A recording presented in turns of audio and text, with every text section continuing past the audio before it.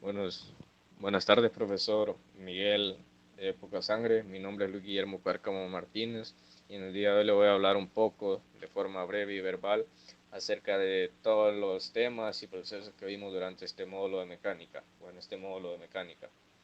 Como primer tema tenemos la medición y conversión de unidades. La medición es el acto de comparar las dimensiones de un objeto que ya conocemos o de una magnitud que ya conocemos con las dimensiones de un objeto que no conocemos y deseamos conocer. La medición hay dos formas de obtenerla o de hacerla, que es la medición directa y la indirecta. La directa, como su nombre lo dice, es aquella en la cual directamente a través del uso de una herramienta obtenemos las dimensiones de un objeto que deseamos conocer. Y la indirecta es aquella en la cual tenemos que hacer uso de fórmulas o cálculos para conocer las dimensiones de algún objeto. Cabe aclarar que las mediciones se pueden trabajar en dos sistemas, tanto el sistema métrico o el sistema internacional como el sistema inglés.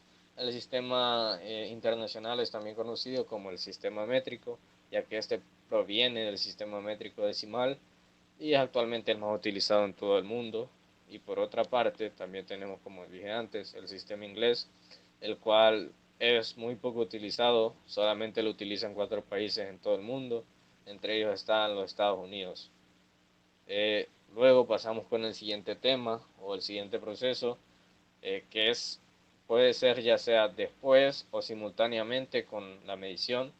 Eh, este es el trazado y este está considerado como el proceso base o principio de todo proceso mecánico, ya que este se refiere a cuando nosotros hacemos una marca de referencia que luego nos guía en todo el proceso. Por ejemplo, cuando vamos a realizar un corte, un taladrado, una rosca, etcétera, etcétera.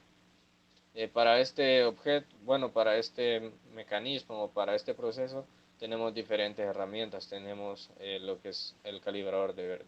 Bueno, tenemos los lapiceros, el granete, el compás, las reglas y también tenemos una herramienta que además que nos ayuda a hacer las marcas en línea recta y todo, es una de las herramientas más utilizadas en el taller. Estoy hablando del calibrador de Vernier. Esta es muy utilizada ya que nos permite hacer mediciones y trazos con precisión, a pesar de que estos sean muy pequeños, que los objetos que medimos sean muy pequeños.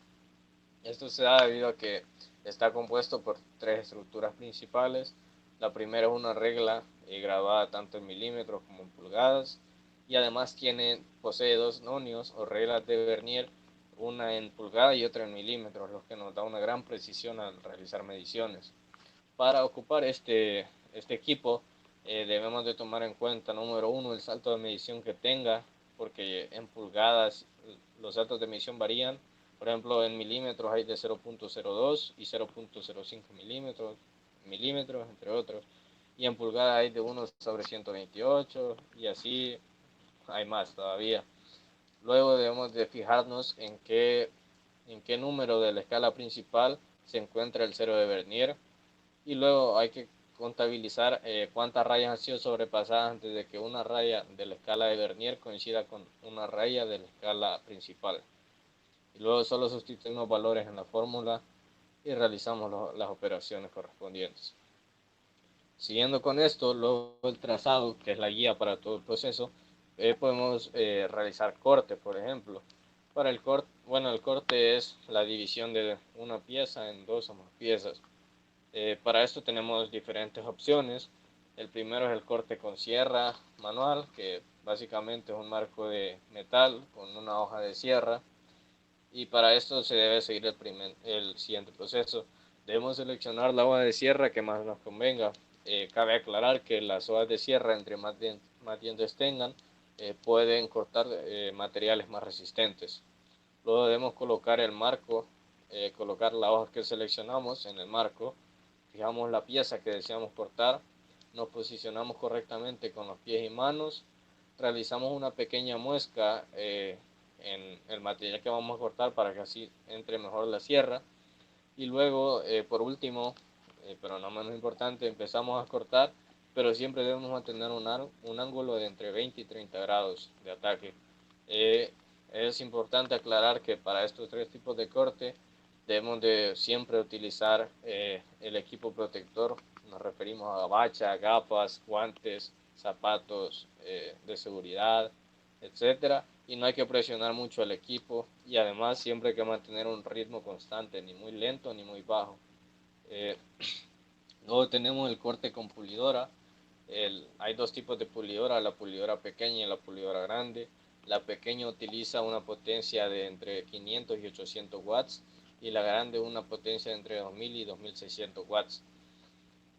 Cabe aclarar que las pulidoras no solo son herramientas de corte, sino que también pueden ser de diferentes tipos, ya que han sido creados distintos discos para estos, según el trabajo que nosotros decimos realizar. Por ejemplo, el disco de desbaste, de lijado, el de cortar piedras, el de hilo de metal, que se sirve principalmente para limpiar superficies oxidadas o quitar pintura. Y para utilizar la pulidora necesitamos realizar el siguiente proceso. Lo primero es que obviamente colocamos la pieza a cortar en una superficie fija, encendemos la pulidora eh, y hacemos que el disco haga contacto con la pieza que deseamos cortar. Y luego apagamos la pulidora y retiramos el disco. Cabe mencionar que con la pulidora hay que tener excesivo cuidado, ya que, número uno, hay que verificar el estado del disco antes de que iniciemos a cortar, y no podemos utilizar la pulidora sin que ésta tenga puesta la protección del disco, ya que este puede salir volando y nos puede provocar algún accidente. Luego tenemos la tronzadora, que este es un equipo muy similar a la pulidora, pero se considera más seguro, ya que esta posee una base fija, una base sólida en la cual se puede fijar la pieza que deseamos cortar, lo que lo hace más fácil a utilizar. Para este equipo siempre hay que seguir el siguiente proceso, el cual es fijar el material a cortar en la base, accionar el motor siguiendo las instrucciones de seguridad del fabricante, bajar el disco y presionar para realizar el corte. No hay que presionar mucho los equipos del taller, en especial la pulidora y la tronzadora, ya que nos podrían provocar algún accidente. Y con la pulidora se me olvidó decir de que también tenemos que tener cuidado y debemos de verificar que la velocidad de giro de la pulidora esté igual a la que especifica el disco. Aquí, profe, yo le quería mostrar un ejemplo de, de corte y de trazado. Aquí teníamos una pieza. Yo realicé un trazado ya de un triángulo de 45 grados entre sus lados. Este, y ya pues con esto pues ya estoy apto para realizar el corte, que aquí ya posteriormente realizamos. Solo le damos a instruir, cortar, por enseñar algo, ¿verdad? Y listo, aquí ya realizamos un corte. Aquí en Inventor parece que queda limpia la superficie, pero usualmente en la vida real no es así.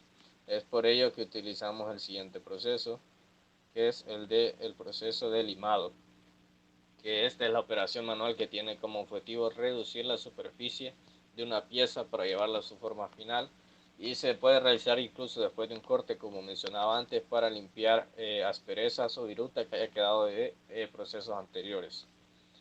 El proceso que debemos seguir para un buen limado es fijar la pieza en una superficie plana, luego seleccionar el picado y la forma de lima según nuestra conveniencia.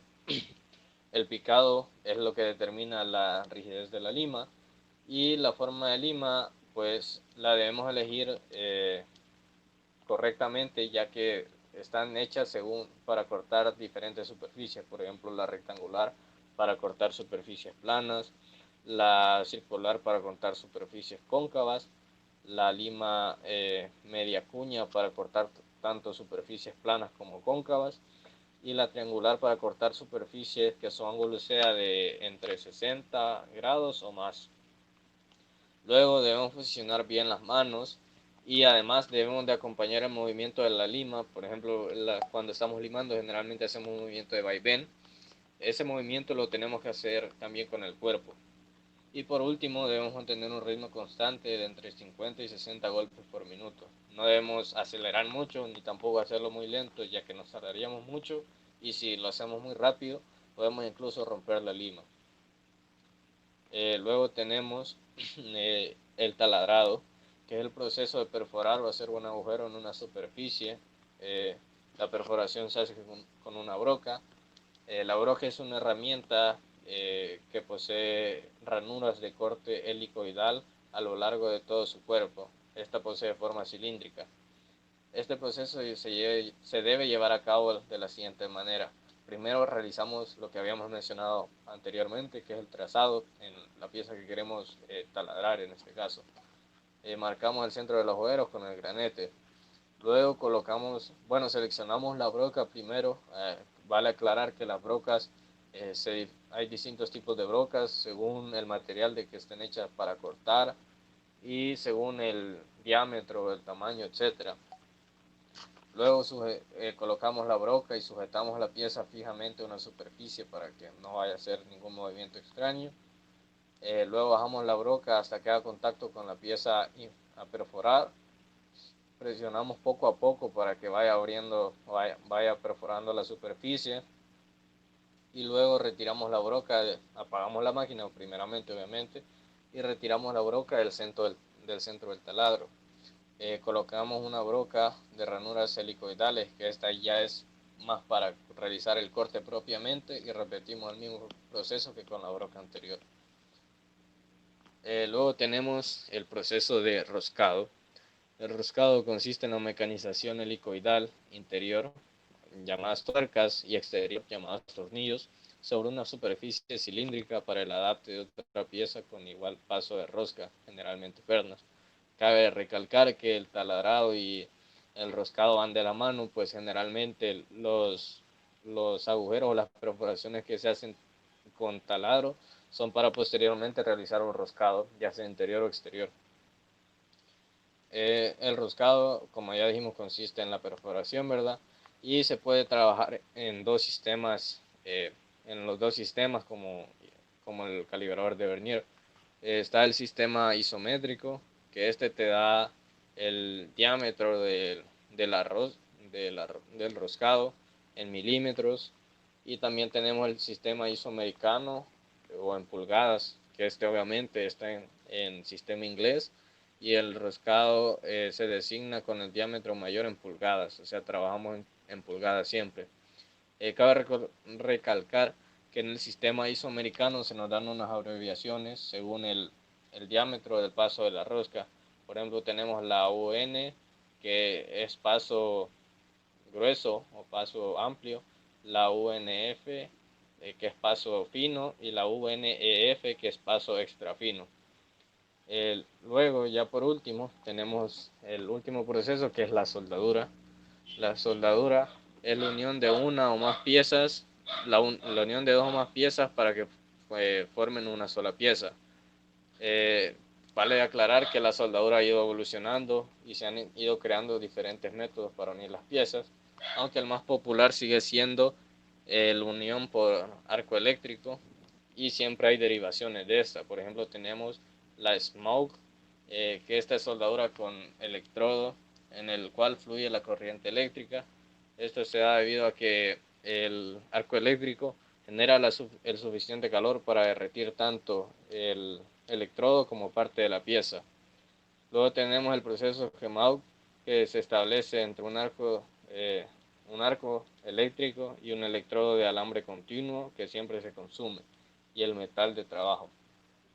Y por último tenemos el proceso Heptau, que se establece entre un arco y un electrodo de tungsteno y el material base. Cabe recalcar que para todo este tipo de soldaduras debemos de llevar mínimo este equipo de protección. Específicamente hay que tener más cuidado con la soldadura Heptau, porque estamos trabajando con más potencia calórica, por decirlo así.